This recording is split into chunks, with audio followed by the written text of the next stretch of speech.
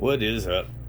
Let's go with another update video on my electronics project for my homemade hybrid water heater, heat pump slash room AC hybrid, whatever you want to call it, bastardized Frankenstein. So let's see if I can make a video without going too long. So let's start out by saying I kind of had to revamp my setup for a couple days. So I've made some of these little prototype boards of mine like this and I had the 877A soldered on, and I kind of had it set up and working analog inputs. You've seen it in the other video right there, hooked up to my stepper motors, electronic expansion valves right here, and just a second stepper motor just for doing my troubleshooting and just design.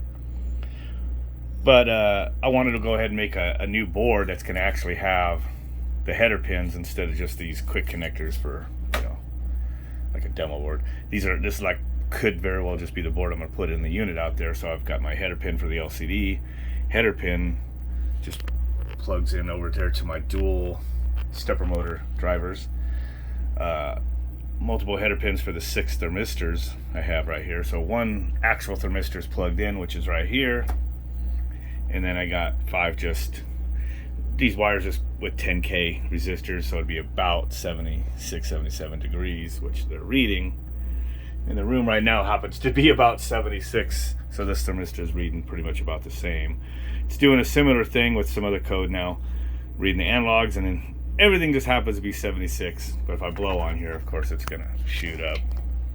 Okay, I just blew some hot air into that one, so it's gonna goes back and reads. It should be reading a little warmer for first one's 79 degrees now, so it works. That thing's been hooked up to that board and then this board, and it kind of seemed to track my thermostat.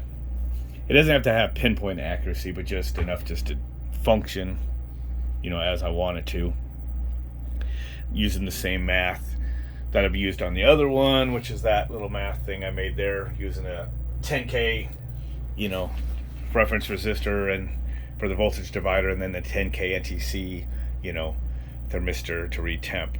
And with that equation, it's converting within a degree or so without doing any complex Steinhardt equations or whatever type of things I found on the internet. It seems pretty tight-lipped on the internet how to read the function to read NTC 10K resistors, or thermistors I should say.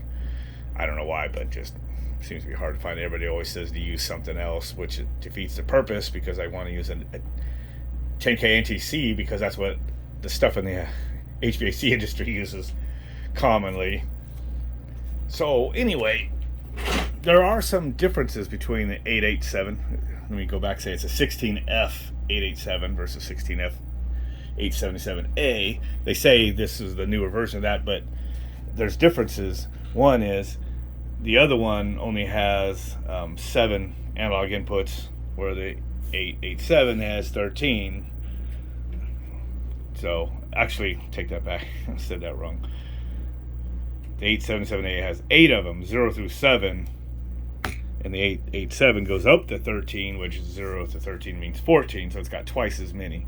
Because that's twice as many, they changed the ADC con register 0 from what the other one was, because this has 4 bits you have to use to calculate which one you're using, and the other one was just 3 bits, and they changed a couple of the things around, so I had to change that around in code.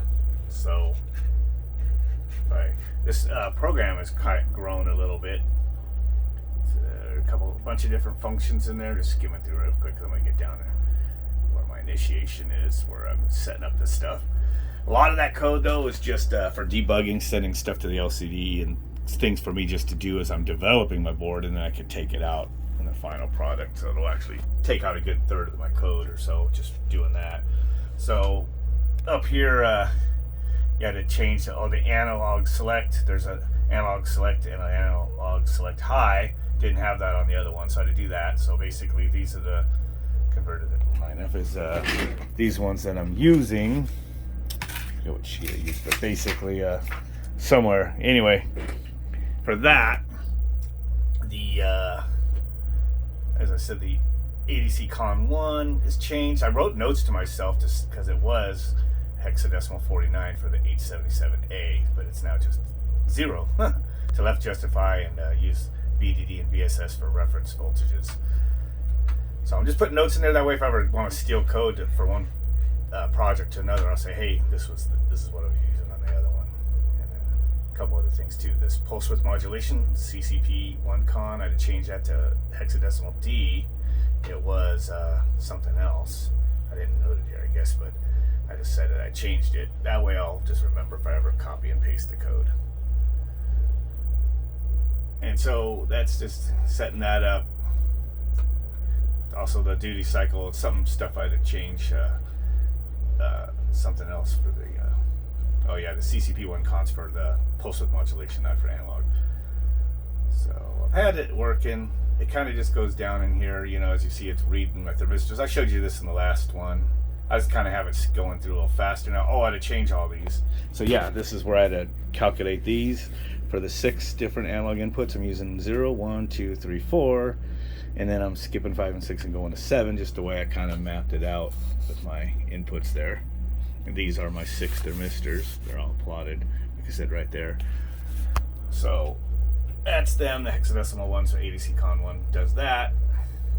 Just a little delay to get it set up, and then I'm starting to go not bit to 1, so it runs, and when it gets, it's gonna wait until that's done, and then I'm just saying what I'm doing here, and then it's leaving, and it's doing the next one, the next one, next one, and just pretty much loading each one of these variables. And this variable was T space, you know, and up here it's T suction, you know, outdoor coil, outdoor evaporator, indoor evaporator, you know, my water heater temperature, you know, 6 of them. And then this right here, this code's just where it goes through, and I just reading them. I think I showed this previous one, just using cases, so it just, each time it loops through there, it just goes through there and reads the different temperatures. And then there's something that's a common theme in my thing, and that's a variable SW, which is just 0 or 1. 0 is when it's in cooling mode, so I know to use the indoor expansion valve, right? The indoor coil active. And then 1 is when it switches to winter mode, which is outdoor coil active. And I have to, that variable comes into play a lot. So I'm gonna scroll up here. And one thing I wanted to ask some of the guys that were kind of helping me with the C code, you know, I wanted to kind of offload some of my code to some header files or whatever. So like when you go to I uploaded like these two up in here. My calculation is jump here, and it calculates this and goes, and then it returns, and I don't have to do any of that stuff, you know, of carrying any variables or integers or whatever there or back, because address bit, you know, byte high just happens to be, you know, the analog to digital, you know, address. It's not a variable, it's actually the port in there. So I'm actually manipulating it, and I don't know, for some reason it seems to work just fine, putting it over here into a header file. And then over here also I just have it printing out a value with 3 decimals, you know, for reading my temperatures. I always have a load of, it's T value is always my temp value, so I always just load it and send to this function over here to always throw it to my LCD, right? So, and then the LCD header file, that's one I borrowed from somebody else that I like and seems to work. I already showed that.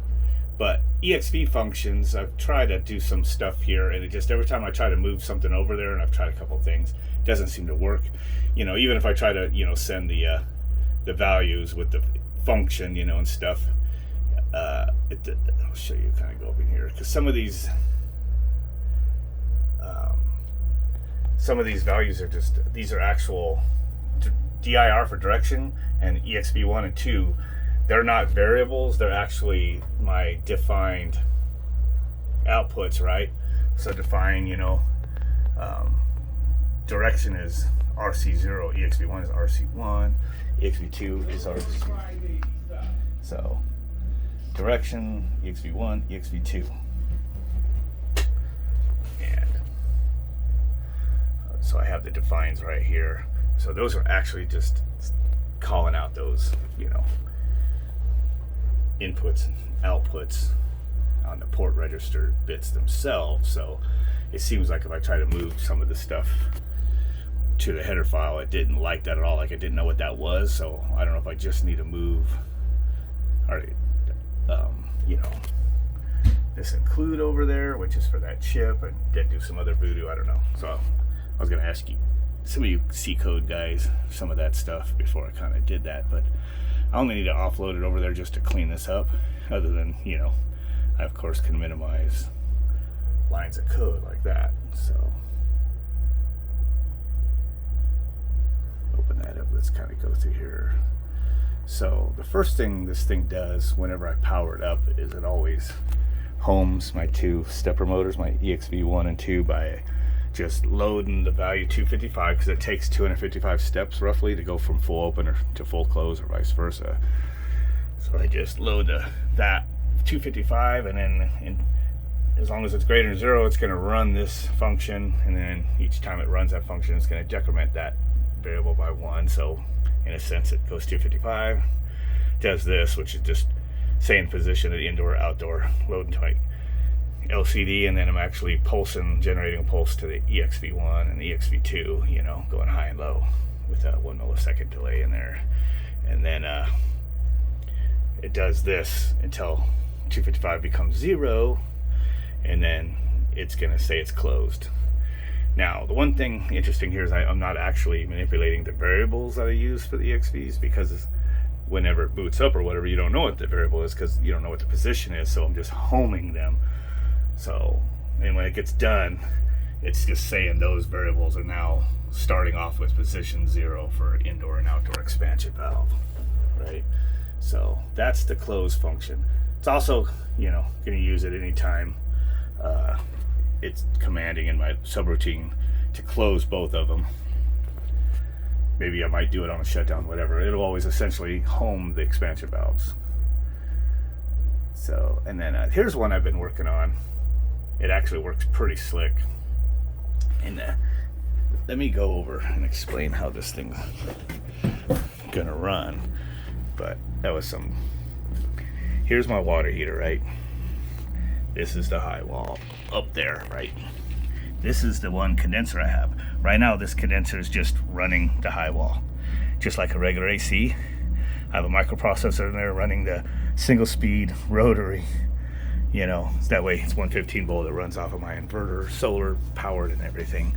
And I got the heat exchange. The heat exchanger is not hooked up to it. Heat exchanger is hooked up to the other heat pump thing I have out there by itself to the water heater. I want to hybrid them all in this one unit. So right now this heat exchanger is not on there.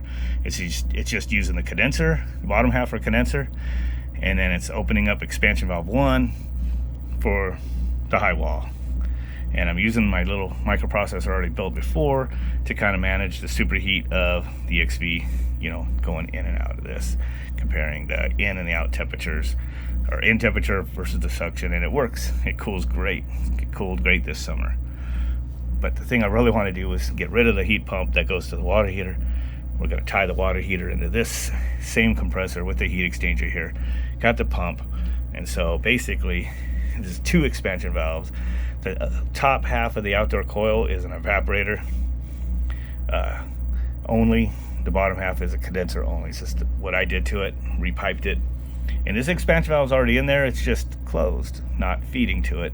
It's only feeding to this one. But I need to build my new controller so I can tie in the heat exchanger, right? And so basically there's going to be multiple functions, and this is where the logic gets a little confusing. But so you have a thermostat, right, which is the Ecobee, and then you have a thermostat on the water heater, which right now is just that thing, just 120 volt switch, turns on the pump, turns on my little heat pump hanging out there. Those will be inputs. And then I'm also going to have thermistors in there and inside the space here. And the reason that's going to come into play is because there's 2 thermostats, and basically when I would need to cool, like when I'm using this room, or just maintaining the setback temperature of 80 or whatever, 85, you know, during the summer when I'm not in here, that if this high wall is going to run to cool based on that stat temperature. And so I need my logic to go, hey, turn on the compressor and use this expansion valve to cool this. It's going to turn on the pump over here let me take that back. Its primary thing is to be cooling at this point, but it's also going to look and see what this thermistor is, and I'm calling it a high limit of 150. So basically, if it's not over 150 degrees, it's going to go ahead and turn on this pump and say, you know what, I can go ahead and reject heat into this water heater up until this point. So it's going to turn on the pump. Hot gas is going to primarily go to heat this water. Turn on the pump. Anytime this stat is calling for cooling, this is just a secondary effect. If this stat's calling for cooling and this high limit is below 150, it'll run the pump. If this stat's calling for cooling but this high limit is above 150, then it's not going to allow the pump to run. And simply not turning on the pump just means it won't be rejecting heat through the water. Hot gas will continue, and it's going to be in series with the outdoor coil anyway. The fan will run on its own, pulse width modulation output off this controller reading condenser coil temperature down there. Simple enough. But where it gets kind of hairy is because my microprocessor is also going to watch this thermostat input. This thermostat input, kicks on because that kicked on. Or if I just do it all in the functions of a probe, I won't need that. It's going to say, all right, this has to heat water. So part of this thing's function, no matter what, whether this needs cooling or not, is going to be running the compressor to heat water. And when it's got that in its mindset, it's going to have the choice of where to take the heat from. If, whether this stat is on or not, right, the Ecobee, it don't care. It's going to run the compressor when the water heater has a demand below 130, right? So it's running that, but it's going to have to, again, decide where to get the heat from. High wall, if I'm above 70 in this space, it'd be like a low limit, right? So even if this stat, wasn't calling, it's going to still cool this room, essentially, in here, down to my low limit. 70 is where my starter point is. If it gets too cold for me, then I'll have to change that in program. So if that needs heat and this hits 70, then what it's got to do in my function is say, oh, don't want to run it any colder in this room because it's going to suck to be in this room if it's too cold. And then we're going to go ahead and switch from the expansion valve 1, which is the high wall, to expansion valve 2, which is the top half of the outdoor coil. And it's going to just change over. It's going to effectively stop this unit, and it's going to just use that one. Since this fan motor is already running, whenever the compressor is running, this will function okay. And I think whenever it does this, also just tell it pulse width 100% for the fan, regardless of how cool it is. And that'll work great. So the thing where the logic's just going to be all funky is this. I have to just come up in my head how I want that logic train to work. Might have to do some priorities in there, and then just of which way it goes through little sub functions, subroutines, if you want to call it that. And so whether it's only the water heater having a demand, it's got a decision to make which expansion valve to use. Whether it's only the AC, like say in the summer, making a demand, and this thermostat actually was above 130, it's still got to make a decision. It's like, as long as the water heater isn't over 150, for example, that might be subject to change. It's going to turn on the pump, to go ahead and reject heat here primarily. But if it hits this temperature, then not. So that's kind of what I've got to work with. So it's just making a basic heat pump, is easy. It's that, So I'm plugging along. So I'm making my functions and just testing them. I haven't went through with the logic of deciding what and when yet, right? But I do have some stuff working here. And if you followed along with my videos, I was using Pick Basic Pro, to program microchips before, and now I'm switching over to C using the XC8 compiler from Microchip. That way I could just go ahead and leave this freaking programmer thing always plugged in while I'm working on it, and use MPLab, which is from Microchip, instead of using the third-party stuff. And so far it's kind of working okay, and I'm learning. Eventually I could do a little more debugging or something with that, some emulations or whatever. So this function here is my EXV switchover. And so basically when I go, remember I said there's a variable that's just 0 and 1, summer, winter. Well, I'm calling it summer when this is where the expansion valve is going to control, and I call it winter when it's going to be controlling the outdoor coil instead. So basically, whenever it's running the compressor, it just has a decision one way or the other. It's which expansion valve's running, and then adjust the superheat based on that one and control the expansion valve. So whenever it needs to switch over is this function. So say this sucker was cooling, or I should say the water heater was heating, right? But this room hit the low limit, and it said, I don't want to cool this no more. It's going to have to close the expansion valve to this coil so it doesn't keep cooling. And then it's going to go to the outdoor coil instead. So it could do that. So basically it's going to come into this function, right? And I just have, like I said, a bunch of LCD stuff just for my diagnostic that I could take out. So like this part could be gone, but it comes in here. I just have this so I know I made it in this function, and you're going to see that when I show you it. It's going to go in there and say EXP changeover, and it's going to say summer winter and give you send out the value of summer winter. Load it in the temp, send it over that subroutine and temp functions, and send it to my LCD screen. So that way I know consciously, oh yeah, it's 0 or it's 1, it's summer winter.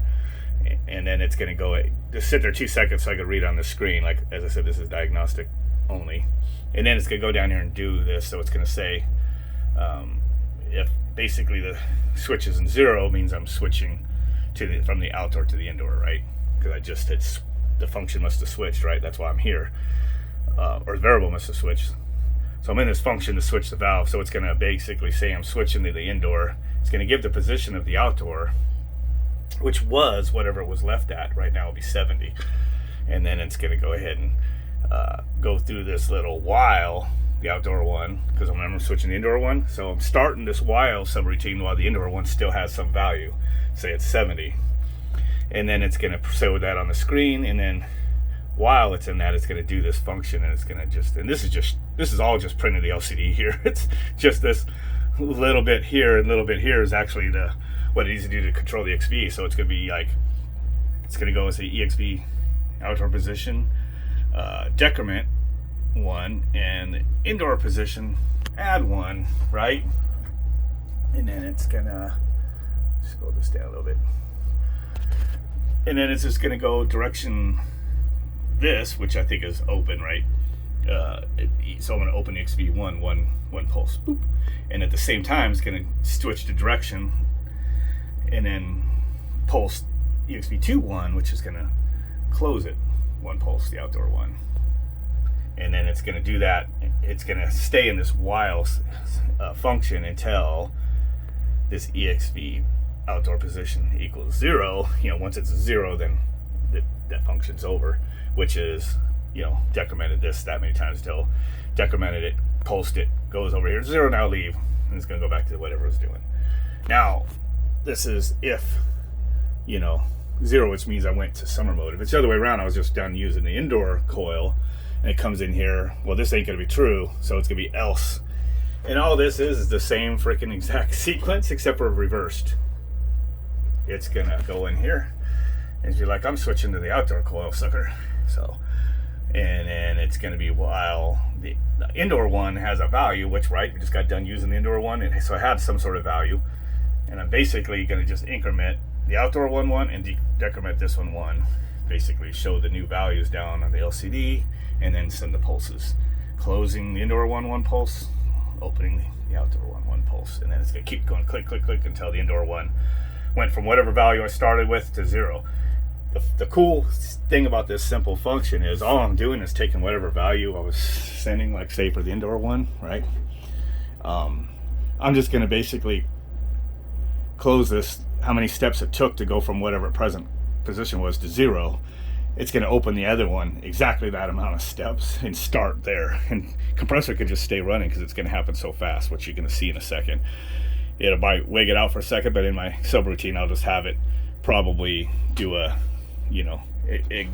start over the EXV superheat function. And whenever I do that, I just skip the think of a PID, but it's not a full PID. It's just basically part of that proportional, basically. But I skip the function for a while just so it gets balanced out.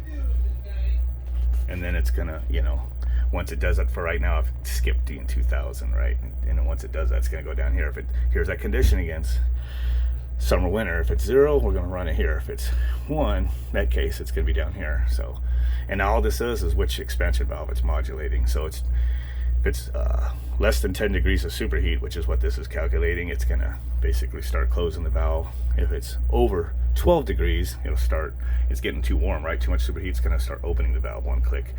And it has like a 30 seconds or so I'll probably have in there or whatever before it goes back in there and makes an adjustment. That's what I've been doing on this one, and it worked fine all summer.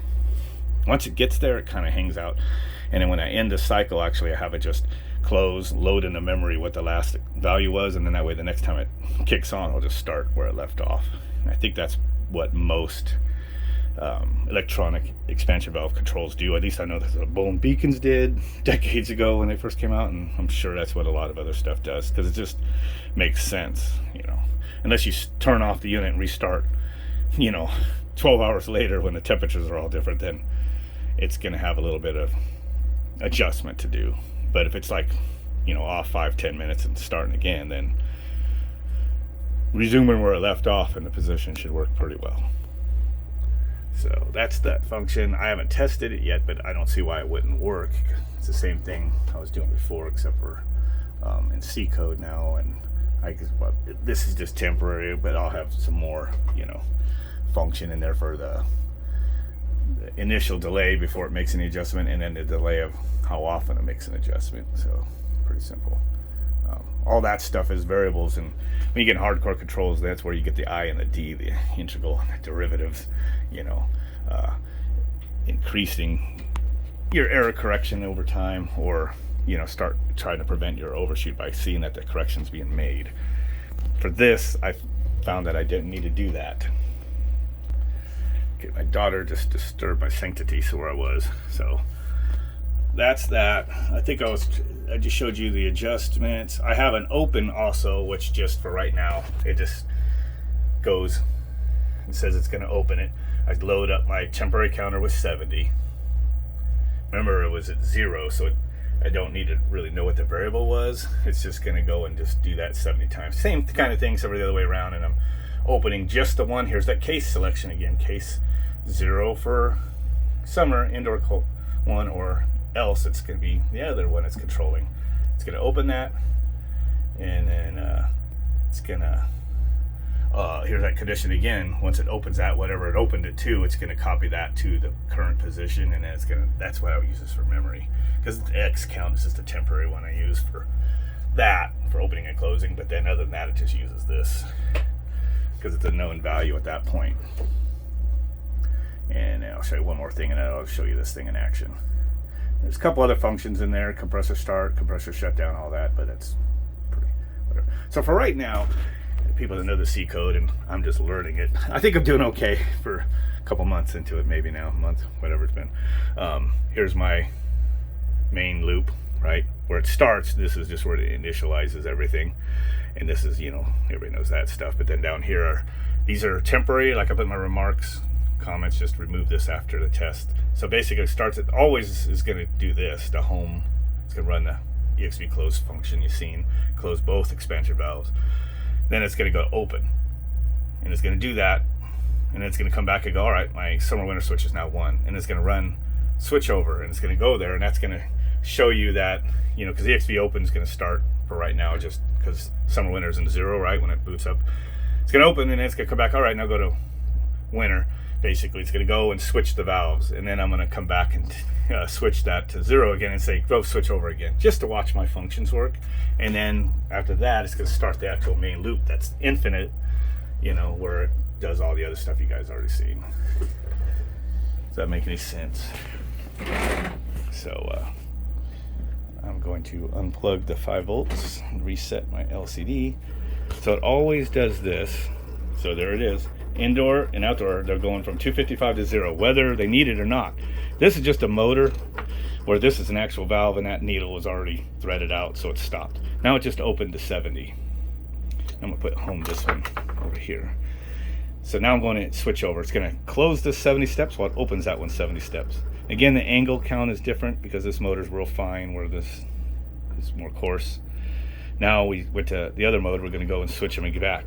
So we're opening this one and closing this one. And now we're going to go back to the main loop. I saw that it worked. You saw how fast that works. So let me do it again. So basically, whenever, it says the unit still needs to run, but it needs to switch from indoor coil to outdoor coil or outdoor coil to indoor coil. See, there's one. I'm just homing them. Whenever it needs to do that, it's just going to do it. So opened it at 70 pulses to start out, and I'm switching over to winter mode. So we need to close this one and open the winter EXV. It's opening at the same amount of pulses. This will be two identical, steppers when it's done. Now I'm switching it back over, and it's going to put this back to 70. And this one's going to go back to 0 basically. So I'm just showing that function. And now we're just going to go through reading. Just seeing where it is 70, and it's just going to go read all my sensors. And then tell me what coil is active, and then I'm restarting. And it's just in that loop. I just got to add. So basically, mostly all that really needs to be put in, other than some fine tuning and other stuff, is just how it monitors my inputs. 2 inputs are digital. They're thermostats. Water heater thermostat, air handler thermostat. They're just basic. 24 volts is going to hit like through my optical isolator, blah, blah, blah, which is going to turn into a 5 volt or 0 volt, logical on or off. But then the other conditions, which I showed you, the second is the limits. High limit on the water heater, low limit in the space, which are water heater, temp water heater, so it knows the temperature of the water heater, and then down here, space temperature, where do I have it? It's T space, which is analog 7, hexadecimal, 9D, I mean. So, which is the last one. You see space is the last one, 76. I took the delays and turned it down really low, just so I could see it's working, but not have to wait while I'm debugging. But so I got to kind of skip it through a little faster. I'll probably add a little bit of that delay back in once I hook this thing up. That way I kind of know what's actually going on with it and everything. But since I've kind of actually already made a controller using the 16F690 that's out there now on another board, I kind of already know that running the expansion valve is possible with the kind of the method I'm using and everything. It works just fine. So it's just complicating a little bit, being the hybrid that I'm trying to build. But I think it's gonna be cool once it's done.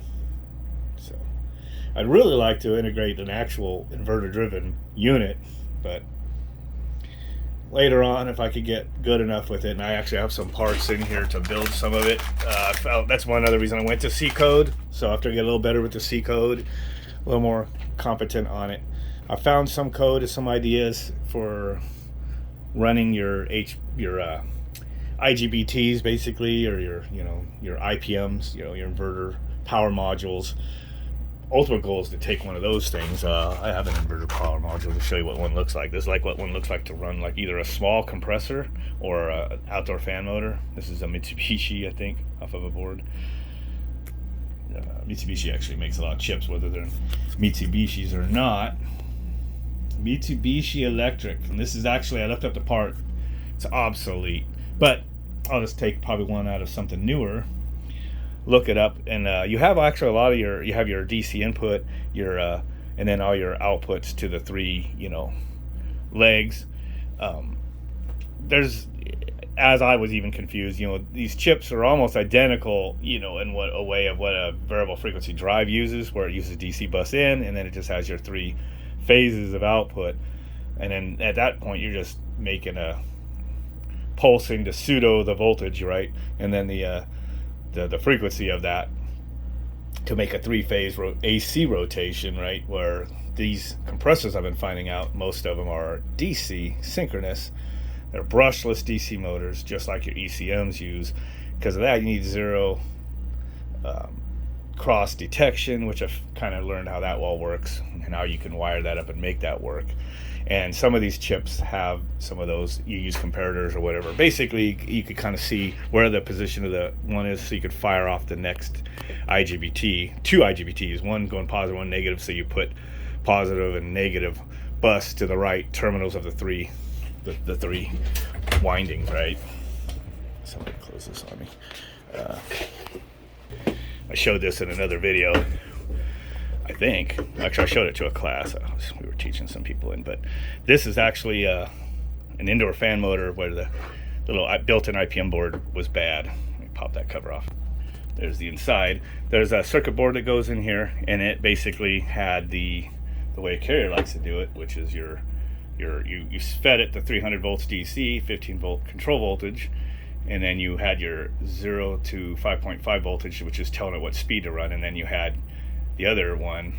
These are out of order a little bit. Well, the blue, that's your feedback for this to tell the tachometer, basically, to tell your main board what speed the motor was. That actually worked. If it doesn't get that feedback, then it would tell the main board in these things, hey, stop on a fault and give you a fault.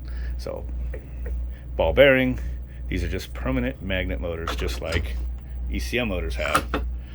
So, and then your windings are on there, and you can see there's 3, 4, 8.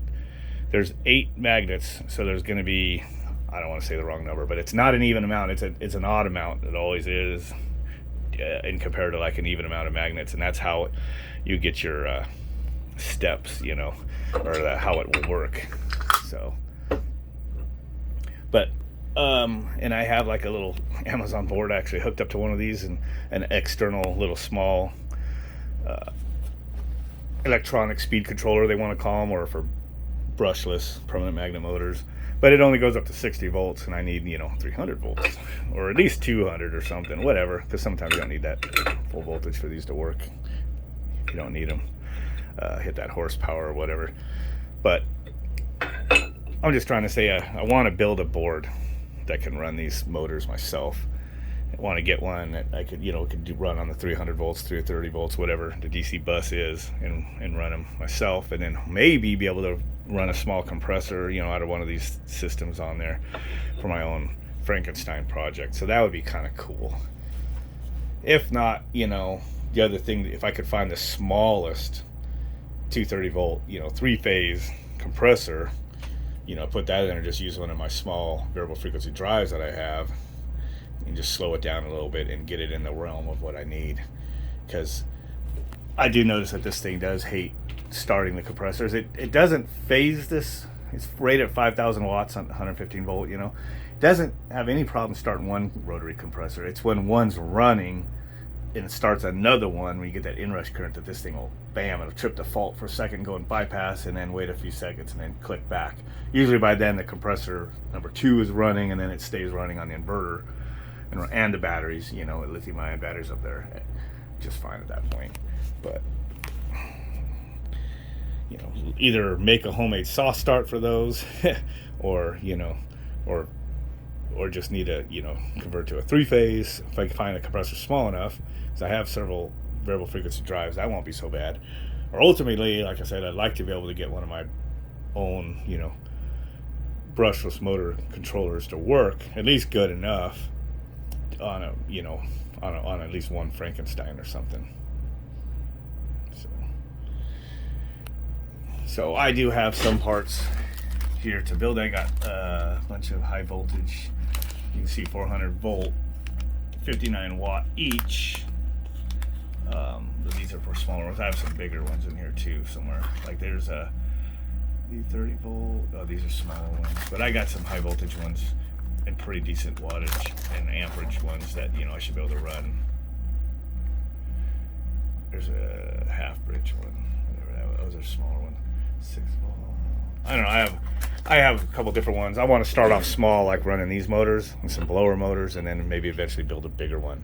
The thing is, once I kind of get it and get one of my board prototypes to work and get the code to work, then I just need to put on a little different MOSFETs or IGBTs, and tweak the code a little bit.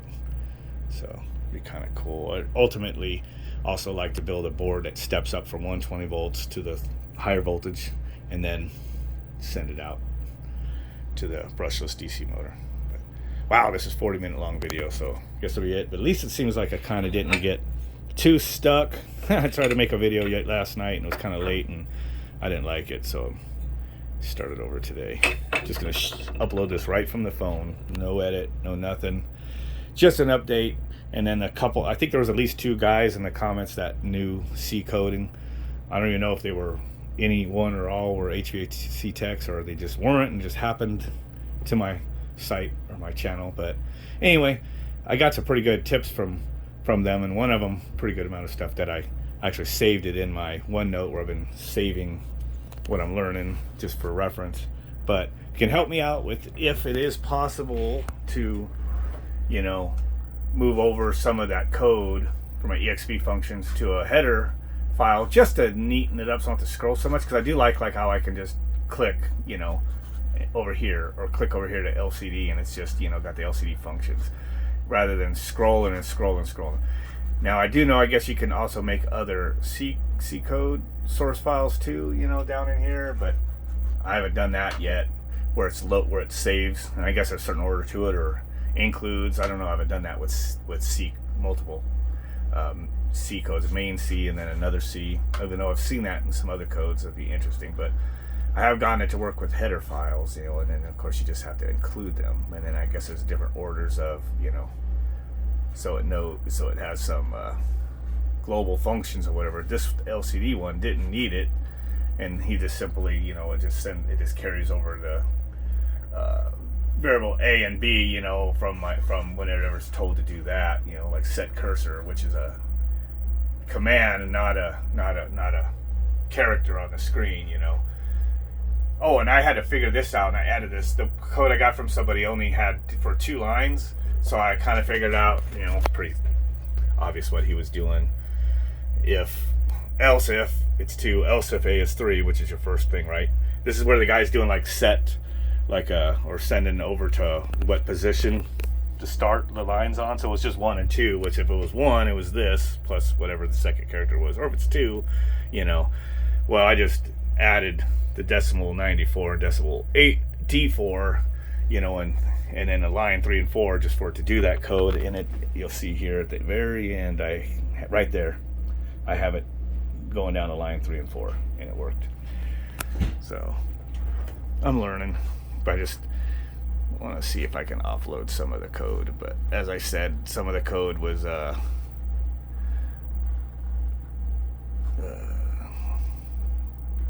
it was actually, you know, not just variables, but it was, you know, the direction and the EXV, which is commanding actual labeled, you know, defined port bits, what do you want to say. And it like said, what the heck is this? So I know the header just needs to know that needs to have the map out or whatever of the 887 process and everything. I just want to know if that's a good idea, and if so, should I move, you know, the definition of the process over there, which then when I include the header file into my main, it's gonna still know what the processor is anyway, because it's coming in with the header file. I don't know. Let me know what you think, any advice on that. But it's coming along. Hopefully I'll get this done before it freaking gets in the middle of winter, man. I wish I would have had this working for the summer. Could have really used it, but chugging along. Don't forget to, all you new guys, to like and subscribe and all that stuff. More HVAC stuff as it comes. I do have something to put up actually later. More of the kind of the drone stuff. I got another video actually to produce at some point and put it up. And then of course more of this electronics and some car stuff or whatever, just all over the place on this channel. But that's just the way it goes. So anyway, for that stuff, don't forget to like and subscribe and all that stuff. Catch you later.